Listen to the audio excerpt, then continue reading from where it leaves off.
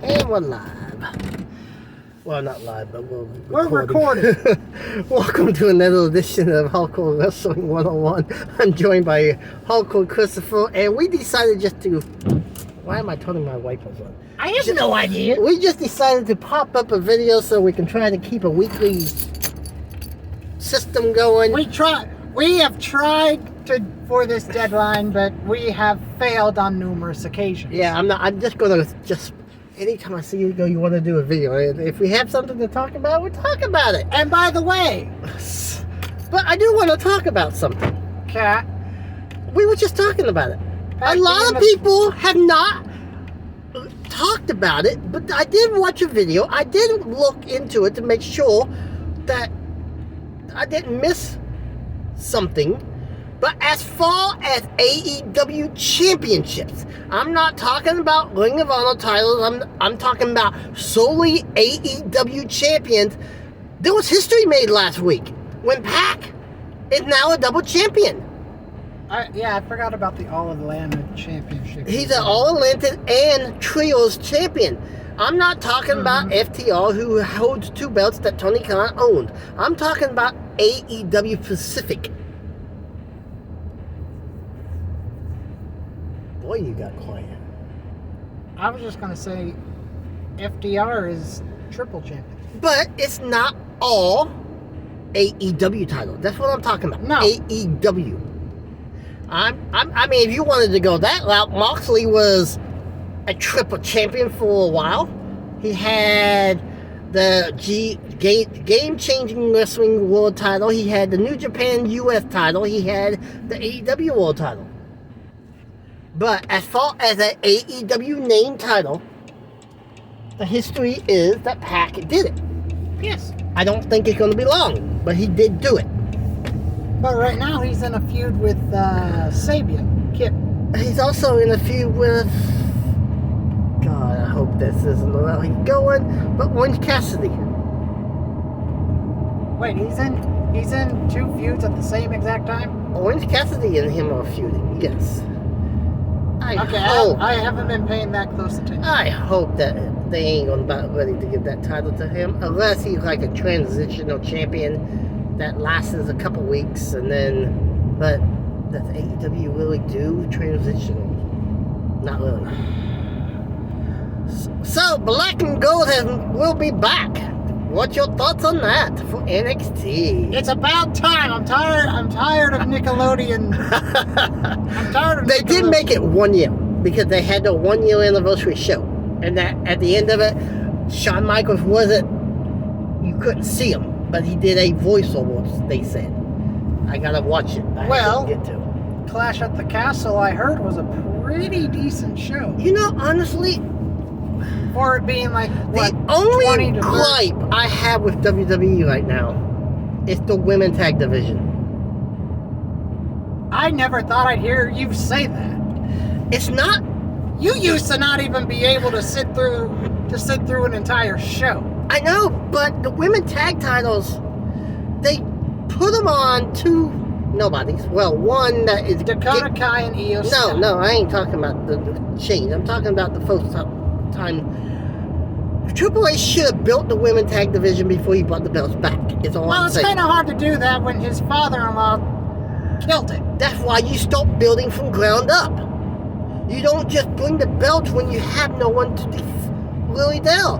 Now, if he would have had the Dakota Kai and then win the belts that night, and then bring back Sasha Banks and Naomi like the rumor was, and have them come on the top. Wasn't it like Queen Zelina and...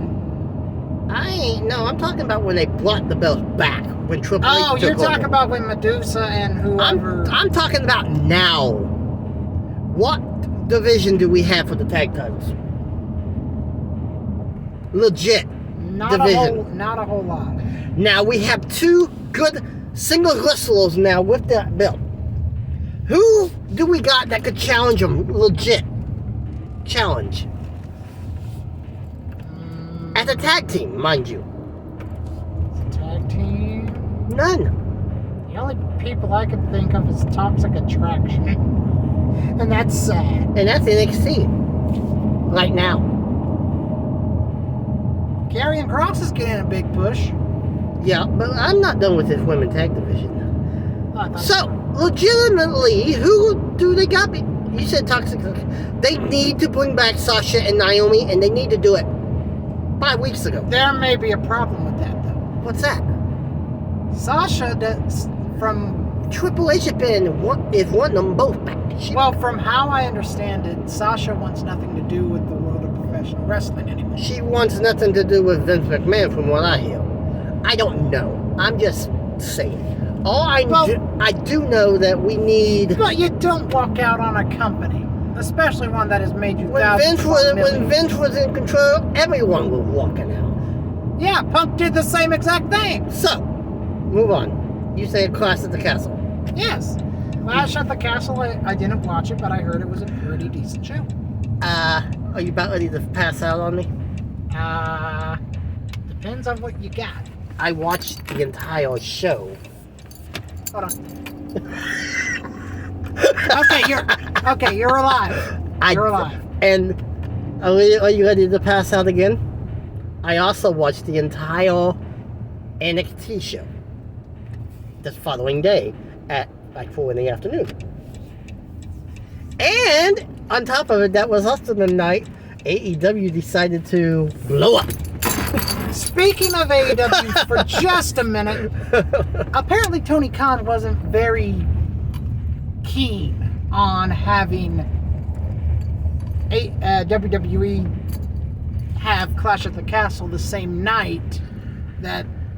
it wasn't the same night. It was the same night as the NXT show. Yeah. But he wasn't too keen on it. But here's the thing. That's been done since the beginning of professional wrestling. Hear what Tony Khan said. I'm going to just... He said he had more money than Jim Crockett that is Promotions. not what he said. I'm going to paraphrase what he said. He said, this is a business. I am not going to change my date just because WWE has those at the same date. He said, did we go head-to-head? No. But if it was meant to be, we would have. He said, I'm not going to change things just because WWE announced they got something on the same time. He said, would it help all bottom dollar? It's possible. He said, but did it? No. And I am paraphrasing. That ain't word for word exactly what he said. Okay. So, Karrion Kross and Bardo were there, and all Karrion did was throw a water bottle at Drew, and Drew got distracted because of it. But I think the biggest thing out of Clash at the Castle is that there is a new member of Bloodline. Speaking of Bloodline, he also won the North American title last night. Yes. Why would they put an NXT title on him if he's on the main roster? I don't know. Final thing before you go, since I know you're home. Well, just because I'm here doesn't mean we have to stop. Okay, good. Now I lost my train of thought. What was I? You said final thing. I know, but I was trying to think what I was wanting to do. There was something I wanted to talk about.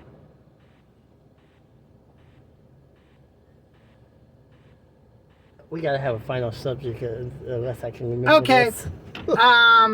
Maybe as we talk about something else, it'll come back. Let's talk about the in-house meeting that AEW had, because it was quite interesting from what I understand. You know, Jericho was one of the main key members that was talking about this. No matter what you want to say about Jericho, the Bucks, or anybody else. I'm not even going to talk about the meeting before everything broke down. I'm more interested about the meeting that happened at the beginning before the show started last week. Jericho had brought together Danielson, Moxley. Well, he brought together pretty much everyone. He brought together the main focus of... A lot of people don't like the fact that everyone that was leading the meeting was former WWE guy. Here's the thing. Maybe that's what they needed that last week. Well, and it did say that the morals of the talent, the moral was very low at the beginning of the night, but by the end of the night, they were pretty much back. From how... Now, whatever we want to say about Jericho, Jericho's been in this industry for close to maybe 25, 30 years at best. From what I understand, and I could be completely wrong, I'm not a Bucks guy, never will be, but even the Bucks said, hey, if anybody needs anything, our locker room is open. Now, my biggest problem was with what Omega had to say. And this is just not because I hate Omega, it's what he said. He said, if it was up to me, 80% of you that are here would not be here right now. That's not how... That doesn't make any sense. Well, I don't know. I don't know if that was said, if it wasn't said. All I know is, I think when Tony brings the Elite back, he needs to bring them back under the guise that you are no longer VPs. You are just talent like everyone else. You can be producers. If I want some extra help, fine. He said, but as far as having a position as a VP, no more. And that's... Well, does that make them leave? Maybe. On top of that... Okay, that's I also, remember what I was going to say. So, the people that were suspended, that was not on camera mainly, mine is Nakamura, the one that does the body... What would that mean? Body are you oil? Subtracting Ace Steel because he Hang on, let me finish before you... Okay. So, the guy that does the body oil... Yeah. Michael Nakazawa. Nakazawa, Brandon Cutler, and everyone else that was involved in the pull apart is back, minus Ace Steel. The rumor going around is that So they were only suspended for like a week. I think he did that as protection until everyone... So does that mean this investigation... I think so far the investigation has revealed that they were just trying to pull him apart. That much has been... So therefore Tony felt like he can bring him back. But the rumor going around that I'm hearing is that Ace Steel and possibly CM Punk are done. Apparently, this is not the first time that Punk has caused problems in the year he's been there. It's just the first time it's been made public. Okay. Well, let's take a trip back to, I believe it was 2014 when he left WWE. He left... That's something else I was thinking about. Here's the thing. He left WWE on bad terms. On really bad terms. Before Vince sent him the pink slip on his wedding day. Could Vince have done that? His exact quote to both son-in-law and father-in-law were, I don't need to be working for you. You need to be working for me. No talent. No talent. I don't care who you are. You could be Stone Cold Steve Austin or you could be The Rock. Hey, Stone Cold Steve Austin was told to job out to Brock Lesnar on free television and he walked out. He walked out. But no talent is bigger than the company. No. Did Austin have a point? Yes. Why he walked out? Because he was Stone Cold Steve Austin. No, the point Austin was trying to make, if you want me to lose to Brock Lesnar, it shouldn't be on Monday Night Raw. And it should be for no reason at all. There should be a story behind it, and it should be at a pay-per-view. But so, therefore, Austin had a point. However, should Austin grabbed his bags and went home? Austin should have never walked out. No, he shouldn't have. But we're off the subject. We were talking about Punk here. Every company he's worked for, he's had issues. At some point, you got to look yourself in the mirror and say, maybe the companies are not the problem. Maybe it's me. I agree with that. Here's the thing. Let's take Punk's first championship run, for example, I believe he beat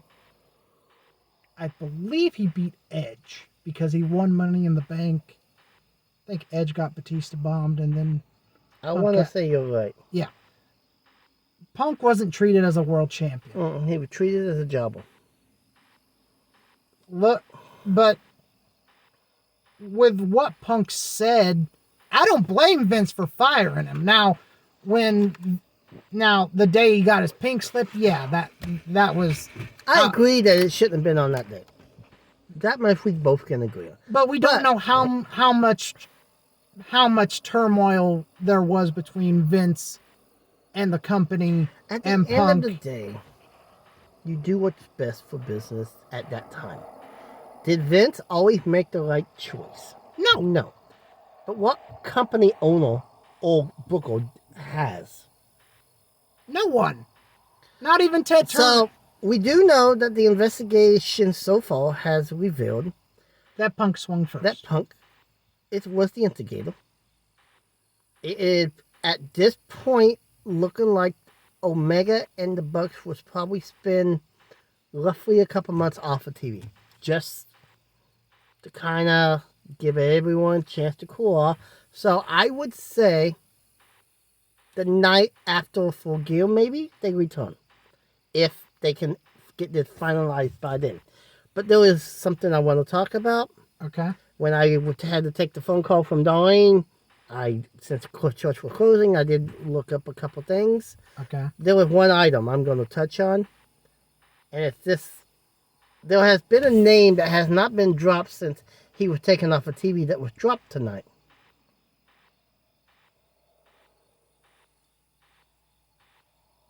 The only person I can think of is MJF. But No, that's not he's it. back on TV.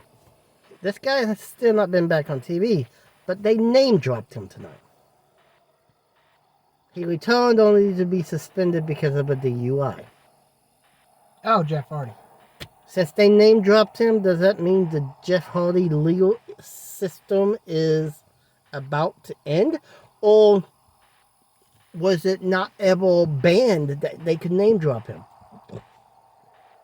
I think Tony was waiting to see what would happen. Well, he still got his court appearance. That could give him 10 years in prison. He also still has to go through Which those- he's supposed to be going, he's supposed to be there now. So, does Tony Khan and the legal system know something we don't? Well, if anything, Matt's been very hush-hush about it. But why wouldn't Matt name drop Jeff tonight? Oh, Matt's the one that name dropped Jeff. He was talking to Dolby, talking about the hardcore match that they had. Maybe I wouldn't bring him back. If I was Tony, wouldn't. I wouldn't bring him back until after the court case. I don't think he legally can, because his court case has been delayed a couple times because of Jeff being in where he's been, and Then take him off of contract just for right now. that's why he's suspended without pay. He's not getting paid. I'm just curious why they would name drop him, Maybe unless it was never banned that they couldn't name drop him.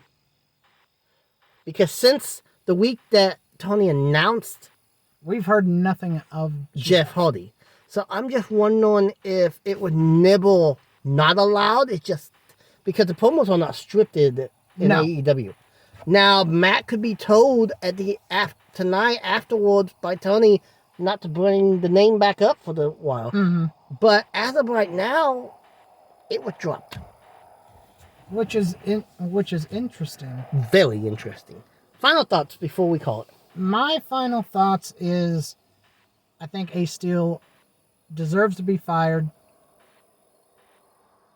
Punk, I think he'll be fired. If Tony doesn't fire him, He needs to be heavily, heavily fined. and Punk needs to know his role and quit trying to be a locker room leader.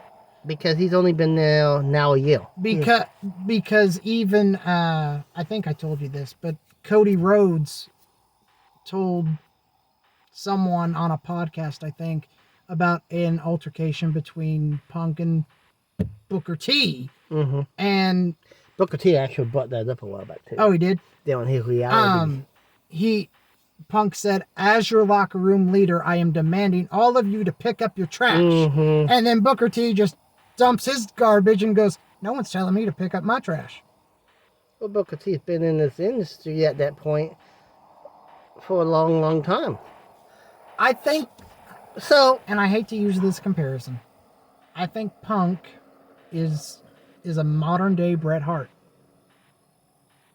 When he left WWE for WCW. yeah, I hate to say it, but yeah. My final thought on the night is going to be this. We have WWE, we have AEW, we have Impact Wrestling, MLW, NWA, New Japan. It's one heck of a time to be a wrestling fan, that's for sure. But one thing that all them companies have that's in common is they have signed talent. No talent, don't matter how big or how small you are bigger than the industry or the company that you work for.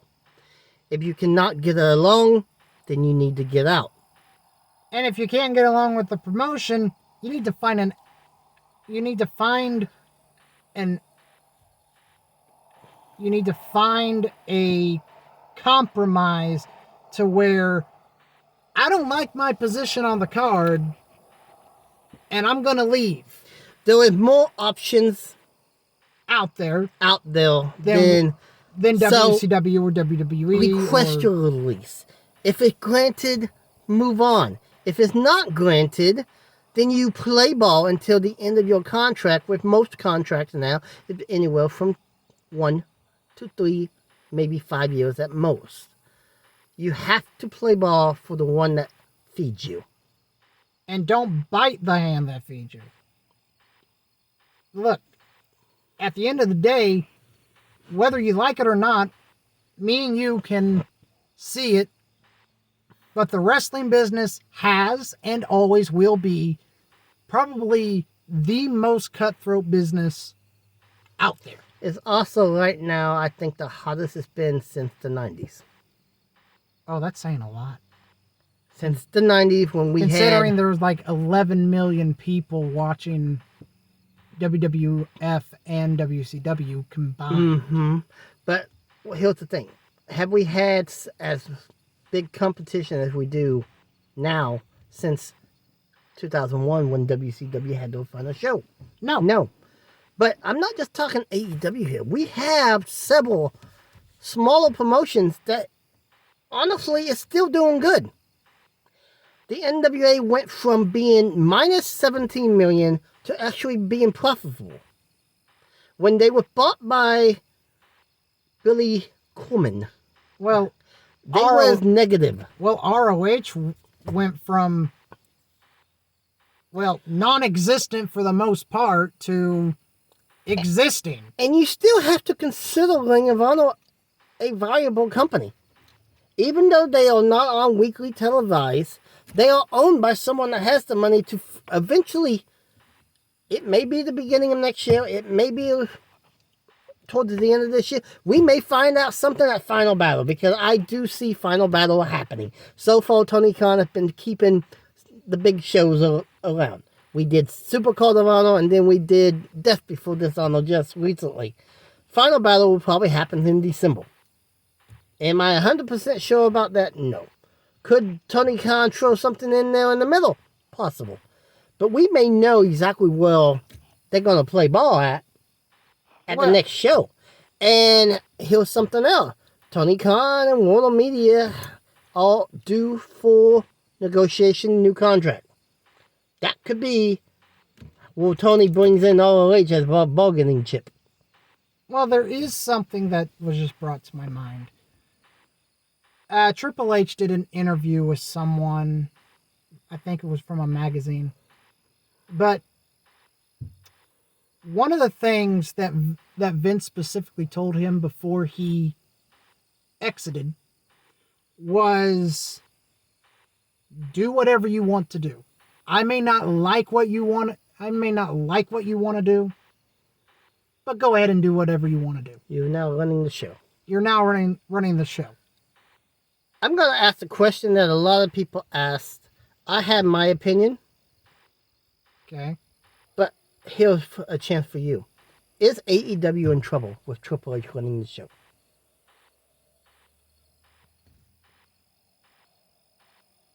In all honesty, I don't think so. Now, maybe in the future, there could be problems if this stuff doesn't get sorted out. As long as you continue to make money, you're not in danger. The last 2 pay-per-views have done excellent box office. Tony Khan even announced that the last one, which would have been the all-out show that just happened, they made over $100 million when all things considered. When you're making that type of money, the money is growing Tony Khan's bank account. He said before the end of the year, yeah, that's for the 100,000. So I did just fib. So he said by the end of the 2022, they will be profited $100 million. Profit, mind you. Yeah. $100 million, which tells you what? It tells you that AEW is still a profitable company. They are not losing money. And with Fight Forever, which is the video game, due to be released, to the point you can now pre-order, even though we don't have a date, you can pre-order the game. I saw the advertisement. So they are getting close to that, to the point that they did something in Germany about the Fight Forever. They now got something booked in Japan. Omega is in Japan because he was supposed to be promoting this. So it's going to be interesting if Tony still allows that, being that that's not on televised, or if he gets yanked from his own baby. Well, I don't think he will be yanked from the video game part of it. Well, I don't think AEW is, because you can attest to this. When the fallout happened, everyone and their mother was saying, "And WrestleMania, I love you to death, but you're wrong. AEW is crumbling." No, they're not. AEW had a lot of stumbling blocks. That they did have. But they're not going out of business. We are talking of a company that is less than 5 years old. 2019, to be exact. So we're roughly 4 years. And that's old. Then that's older than WCW itself. I'm gonna say one thing, Okay. because I think it makes a lot of point here. There was another young company that wasn't supposed to last 6 weeks. Don't say it yet. Then they were told they wouldn't last 6 months. Then they were told they wouldn't make it a year. This company has now been here for 20. I went to the show for the 20th anniversary, and that was Slammiversary in Tennessee. For those of you who may not know, I am talking TNA/now Impact Wrestling. We are talking a company that was not supposed to make it 6 months, and they have been here for 20 plus years. 20 years and a few months now. AEW is in the same boat. People didn't think they would make it 6 weeks. We are now knocking on 4 years. Do I see AEW going anywhere? No. Will Tony Khan figure out a way to get this through this? Oh, you dang right he will. He's a half owner of the Jaguar. He owns a football team in the UK. He's a businessman at the end of it. But at the end of the day, he is the ultimate wrestling fan. That he knows what he's doing. He has already proven it. And here's something else to think about. For the people that say Triple H is going to put him out of business, and when Triple H takes over, that AEW was going to go downhill, the ratings has not suffered one bit. As a matter of fact, the last 2 weeks have been over 1 million. Back to back.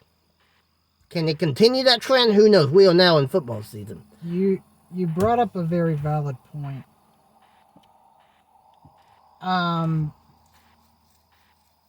No one promotion can put another promotion out of business. Especially when that promotion has the money to book it. I hate to use this, but I know you're a WCW guy. But it's the only example I can think of. Look at WCW. WCW honestly did not have a chance going I mean, they had a chance, yes, but everything, the deck was stacked against them. Well, their own network didn't even Here's the want thing them. about WCW and now not being with us is they didn't get run out. They got bought out. And they were sold by the network because the network... And let's not Didn't forget want that 'em. Bischoff was so close until AOL said, well, even if you buy it, we're not going to put it Here's on the thing. television. If Fight TV and all these streaming platforms was around in 2001, we will still be talking World Championship Wrestling. Mm-hmm. Here's something else that a lot of people don't know that I didn't know till just recently. Billy Corbin was this close, mind you, this close from trying to buy it. Here's the guy that took 3 levels that was meant to die years ago, that was in debt, to now having been around since 17 within the Billy Corbin era, and he said it himself. We are now flowing the way I need it to flow. And he had been having discussions with TV deals, TV partners. That's not Fight TV. That's not YouTube. That's going to be an interesting concept to see what that... Well, here's also another thing that I was thinking of. Everyone thought that because Triple H was taking over, that meant the product was going to change overnight. It wasn't going to change overnight, no matter how you wanted to slice it. Does Triple H have people loyal to him that might go back to WWE when their contract is up? More than likely, but yeah, but everybody that he was under What had his Tony regime Khan- is more than likely under AEW for 5 years at least. And They're under a 5-year contract. What did Tony Khan do better than anyone else? When AEW started, we had literally an entire company minus a few big names of people nobody knew. Mm-hmm. That is now household names. I want to say Orange Cassidy's a household name. He is still, you may not like his gimmick, and I personally don't care for it. I don't care. I hope that I'm not about ready to put the All-Atlantic Championship on him, but that what make this business good. Is you got your favorites, you got your people you like, you got the people you dislike. I ain't going to use the word hate. I think hate is a very... And this is one thing that I don't understand about being a wrestling fan personally. And that is this. I know where you're going. You have... Let's take WWE, WCW, since there are 2 men in this vehicle right now that were diehards of it, okay? That was a wrestling war. WWF got their cans beat for 83 weeks in a row. And if it wasn't for the Austin machine, the Attitude Era would have never happened. and honestly, that's what took them to beat Nitro. But you want to know something? You had your hardcore WCW fans. You had your hardcore WWE fans, What? WWF fans. What is wrong? What is wrong with liking wrestling for what it is? What is wrong with watching MLW in the morning and watching the NWA at night? What is wrong with watching NXT at 4 in the afternoon and watching All Out at 7 p.m.? And the reason why I even brought this up is because, look, I get passionate, you get passionate. Every wrestling fan gets passionate about what when I grew up in the 90s, you had to choose. Because unless you was like me and my dad, where we had 2 TVs side by side with 2 cable boxes. You had to pick one of the over the other. But now you have DVRs. You have where you can go to YouTube and probably find it within a week. Mm-hmm. So why can't you watch it all? Why can't you go and watch MLW live on YouTube? Why can't I watch the NWA Tuesday when I get home from work? because my phone decided to don't want to load. And then you'll have the other part of the fan base, the AEW diehards or the WWE diehards. Or any company diehard saying you're not a fan of this company because you watch the other company. It's like, dude, come on. What makes it wrong? It's still wrestling at the end of the day. I'm gonna end it right here because I think we could do an entire video about this, and we probably will, because this seems to be a heated discussion that I like. I like it too. I like this discussion. I think we got on topic. Maybe I may just swing by tomorrow. I don't know. I will see what my morning looks like, because I really don't want to start work till 1:30 if I can figure out some. Well, why don't we just do it? Maybe Saturday. Going to the men's fellowship. Well, that's still a couple weeks away. I don't know. Maybe Saturday morning I swing by for a few. Okay. Before work. But here's the thing. Is it wrong to like all wrestling? No. No. I am one that I look for what's good. If I can't get into a show, then I won't watch it. And that's the way it was for me with WWE for a long time. Did I still watch certain things? When Cody Rhodes debuted there, I watched him. I watched Roman Reigns' Bloodline stories. But that was all that was good. But that was pretty much all that was good at that point. But now we have gotten the Judgment Day storyline. It's good. The Bloodline is really good. It's super good. The Kevin Owens right now. I'm enjoying that. For anybody that didn't watch his promo, go look it up online. He lit into Austin Theory. And I would not be surprised one bit that if Theory does not drop that case to him. Oh, Kennedy dropped his to Edge, didn't he? I can see Kevin Owens goading him in, saying, well, if you think you can beat me, then I challenge you. And then he goes, fine, I accept. He goes, well, what? You did not let me finish. He says, but you want to accept the match under my terms. And then he goes, yeah. Well, my terms is this. This Sunday at whatever pay-per-view is, me, you, your case. See you then. You make it... That is so funny. But that would be the perfect way to book it, though. Let him say yes before he understands what he is saying yes to. And let me tell you why. It brought up an old Raw memory from when Austin was the sheriff.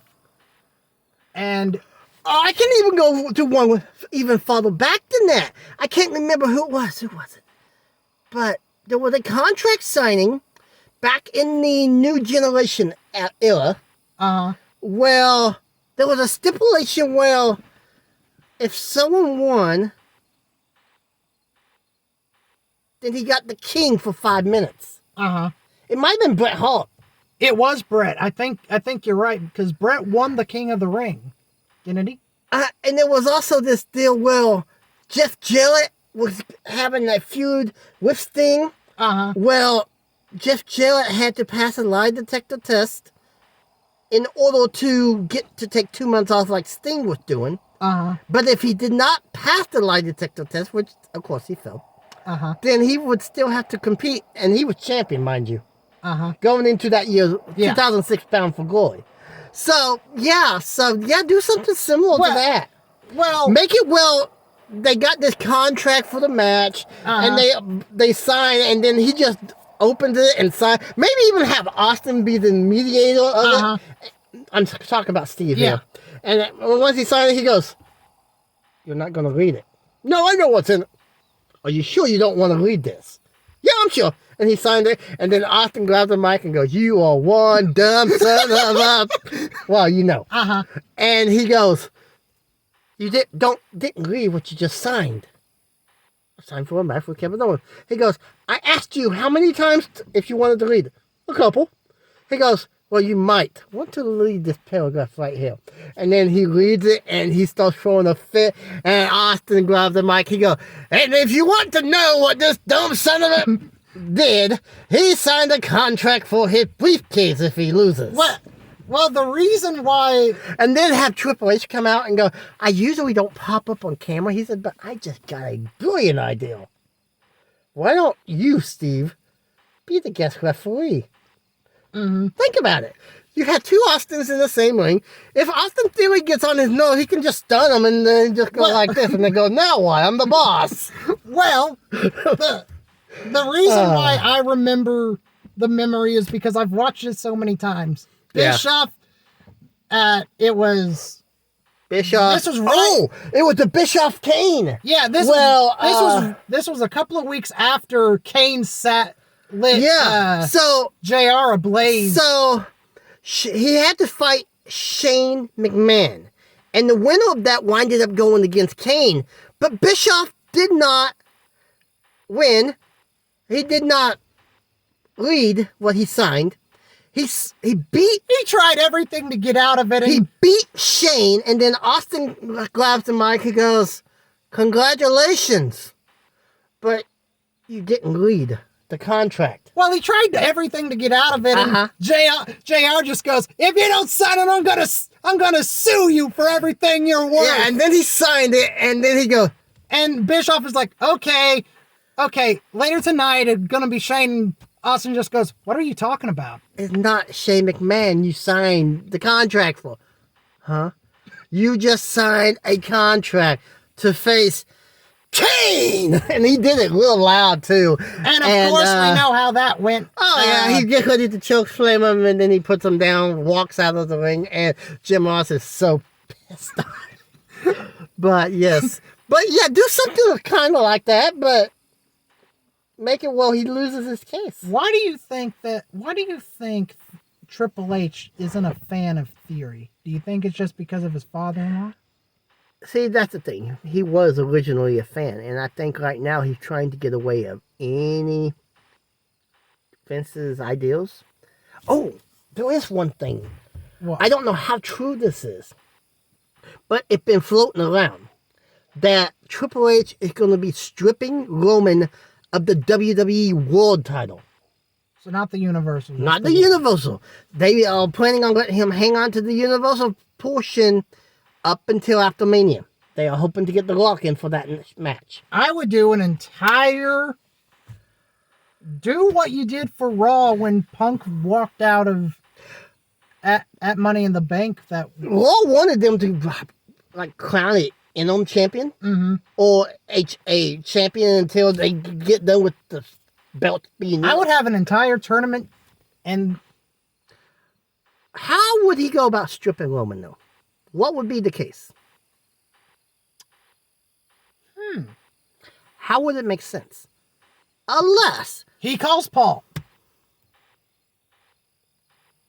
Triple H goes, I know you've been watching. I know you haven't been here.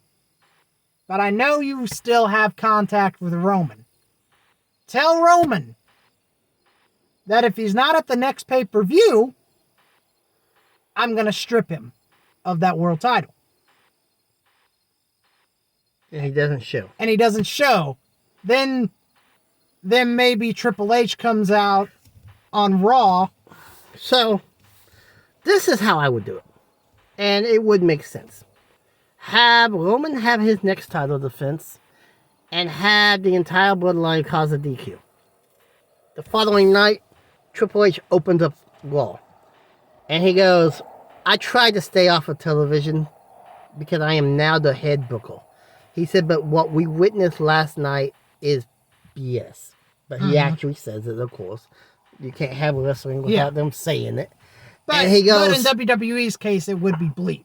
Not anymore, it wouldn't. They letting them say words to the point. He says, I thought about how to handle this last night, and I've been thinking about it all day, and I have come up with what I feel is a fair solution. Effective immediately. And then the Bloodline music hit. He goes, if you're going to do something, you're going to do it while I'm here watching. And Triple H grabs the mic. He goes, I'm going to tell you right now, I will fire every one of you if you lay one hand on me. He said, I am not Vince McMahon. I do not care. Well, they could also go the route, I'm no longer a wrestler anymore. And he would flat out say, he said, and if I fire you, I will also be stripping every one of you of your belts. He said, so this is what we're going to do. I could strip you of both championships. He said, but I'm going to only strip you of one. I have decided to take the WWE World title because of the Universal title you are in right now, a history-making run. So I am giving you the benefit of the doubt for one more time. But the world title is now vacated. If it happens again, I will have no choice but to take the Universal title. He goes, also, Usos, you want to get involved like you did last night? I am taking the Raw titles as well from you. We will have one champion for Raw, one champion for SmackDown, for both the world title, and then the new guy, what's his name? Solo Sikoa. He tries to get in Triple H's face. He goes, you just won yours. Would you like to lose it? And he backs off and he goes, I'm going back to NXT. And he looks at Roman. He goes, screw you. I'm out of here. Well, I just got to thinking about something. It was Punk, Rock, Rumble. It was right when Rock came back for one of his runs. And the lights went out. And he got triple powerbombed by the Shield, and the lights came back on. And Vince comes out and goes, I told you that if the Shield got involved, you wouldn't be champion anymore. Now, we didn't know. Now, of course, we couldn't see who attacked Rock. Mm-hmm. But it's obvious. What if that happens? Let's say it's like a steel cage or something, and the lights go out. Bloodline ambush whoever Roman's opponent is, and Triple H comes out the next night and goes, well, I said that if the Bloodline did not get involved, you would still be champion. And technically that didn't happen. We don't know what happened. We don't know what happened. He said, but then wouldn't it be cool if he goes, but there's a new tool that we've got where we can see in the dark. Like they do at like a forensic file where they can actually show stuff. He said, believe it or not, the Utah or the Kansas City or wherever they are, police department let me use a new tool. Would you like to see what I got to see?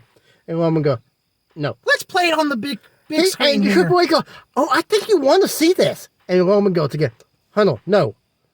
Let's play it on the big screen. And then he goes, please. And then right then you can just see that it's the entire bloodline beating them. Oh, that looks like the Usos. That looks like Sikoa. He goes, pause it right there. And then he pauses it. He goes, well, that looks like Jimmy. And then he goes, okay, keep going. And there's Jay. And then Roman goes, how can you tell them apart? Because Jimmy's married. And he has a wedding ring on. And that looks like Sikoa. And look. Is that one? And then while Roman is busy looking at the ring, he puts his belts in the corner. And the next thing you see is a referee carrying the world title to Triple H. Well, he goes, whoop! I got what I wanted. Have a nice day. Well, I was going the route of, technically you're right. The Bloodline didn't get involved, but unfortunately, one of your cousins just couldn't keep his mouth shut, and I just so happened to walk right there when he was there with his wife. And talking about battling within the bloodline at that point. Can you imagine? Roman would destroy his cousin. But in all seriousness, I think the one way they could do it would you get crown another champion in a tournament fashion then, or no? Why don't you? I don't know, maybe Roman does something that tees off Adam Pearce, or does something that tees off the big boss, and the big boss shows up, Stephanie or Triple H, Yeah. and he does what Vince McMahon made him do a few years back. Defend what you get to choose, Roman, but you are defending one of them belts inside Royal Rumble. I was gonna go 6-man ladder match. Well, Like that a- works too. Like a Money in the Bank. But you need something, well... You need something where the bloodline won't... What about 3 Stages of Hell? Where maybe... Because then you still got to worry about the bloodline. You got something... You need to worry about... Well, something where the bloodline is... Something that hasn't been done ever since 2004. It was Big Show, JBL, in a barbed wire steel cage. They could grab deals and cut the wire, though. True. But there is one way they could do it. Championship Scramble?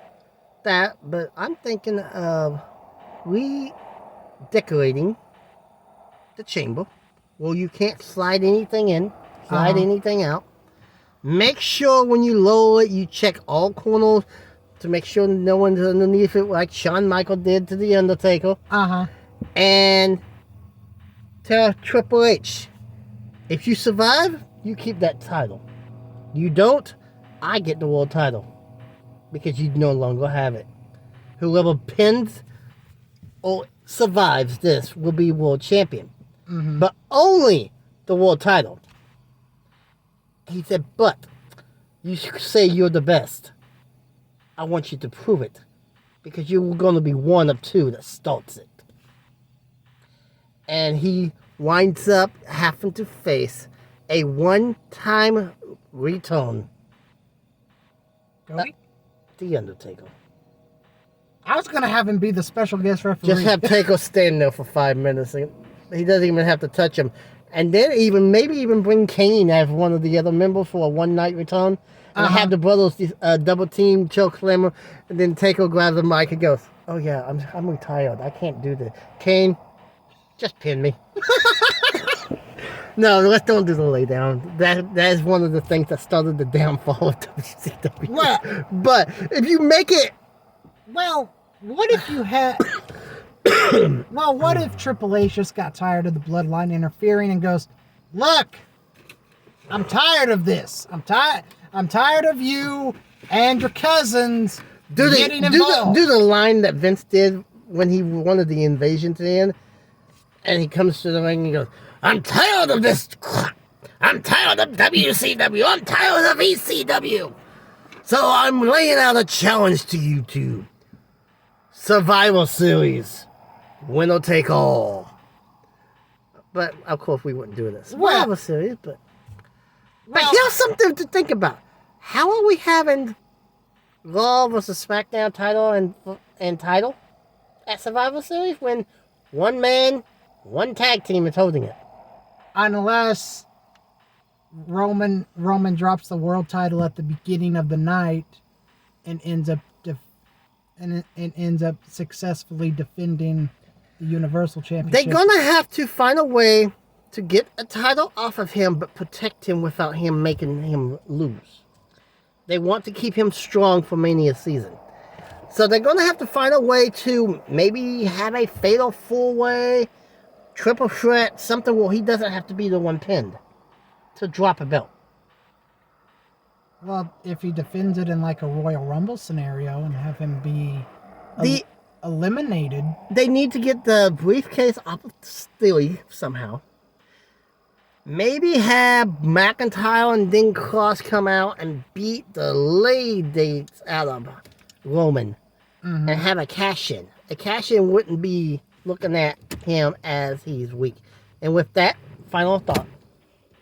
Let's get out of here. This has gone on long enough. My final thought is we need to study some Impact. I haven't watched them in about a month. I haven't watched them either. So we need to do some watching of Impact and talk about some Impact. And with that being said, we're out of here. good night. That was almost an hour. 54:32.